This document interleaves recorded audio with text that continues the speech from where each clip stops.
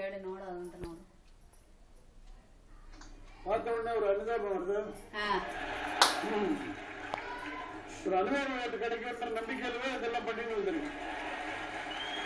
அது மாதிரி ஒன்றும் ஆகல.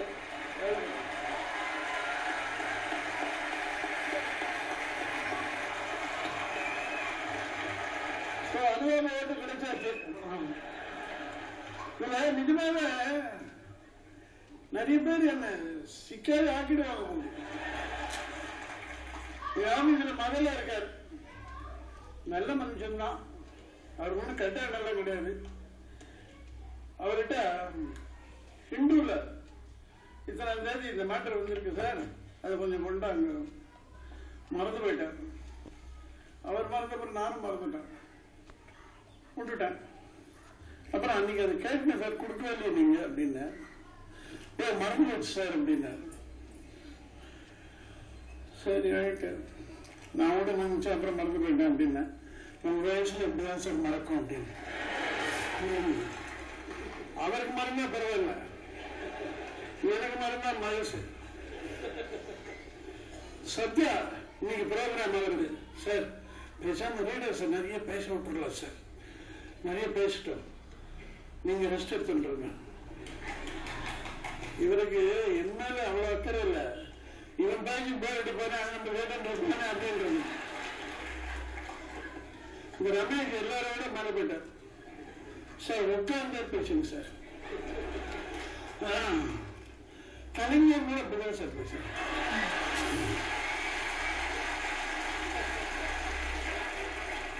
இதெல்லாம் அவரே சரி. இப்படி எல்லாமே நமக்கு ஒரு அனுபவமாக போயிட்டு இருக்கு. அது மாதிரி எதுவும் ஆகல. நான் பார்த்தேன் இந்த ஃபங்க்ஷனை பொறுத்த அளவில் எல்லாம் நல்லா நடக்கணும் அப்படின்னு ஒரு கவலை, லீடர்ஸ் எல்லாம் நிறைய பேர் வரணும் அப்படின்னு ஒரு கவலை, எல்லாரும் என்ஜாய் பண்ணணும் அப்படின்னு ஒரு கவலை, நம்ம ஒழுங்காக பேசணும் அப்படின்னு ஒரு கவலை, இப்படி நிறைய கவலை. பட் நமக்கு இது கவலைப்பட்டா போறோம். நம்ம பிரைம் மினிஸ்டர் இருக்கிற எல்லாத்த பத்தி கவலைப்பட்டுருவோம், அவ்வளவுதான்.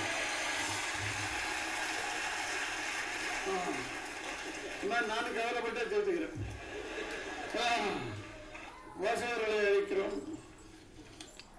சத்யநாராயணன், தர்மபுரி.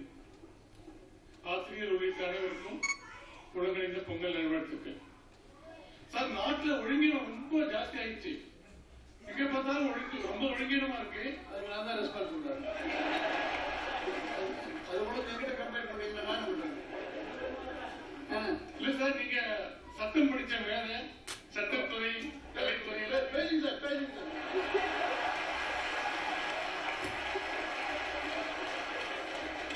என்ன சொன்னீங்க? என்ன சரியா காதல விட கலைஞர் இப்படிதான் சொன்னார். யாராவது பாராட்டும் பொழுது என் காதலிச்ச விட சொன்னார். அதனால திரும்பி திரும்பி சொல்லுவான். என்ன சட்டம் படிச்ச சொன்னீங்க வேலை,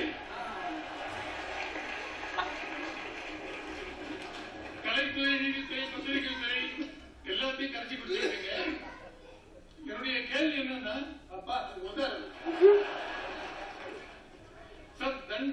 செய்யற தப்புக்கு தண்டனை கொடுக்காதனாலையும் அவரை கொடுக்க தாமதிக்கிறதுனாலையும் தான் மொழிவினைகள் ஜாஸ்தி ஆகுது என்னுடைய கணிப்பு.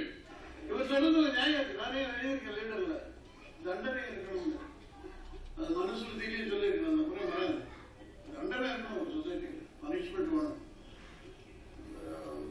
இந்தியன் கிரிமினல் கோட் இல்லை, இந்தியன் பீனல் கோட், அது கூட பெனால்டி பீனல் தண்டனை சட்டம் தான். இந்திய தண்டனை சட்டம், தண்டனை தான் முக்கியம்.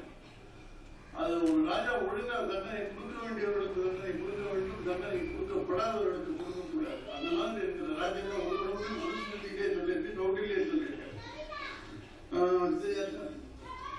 நல்லா இருக்கும் நாடு என்றார். நான் ஒத்துக்கிறேன், நல்லா இருக்கும்.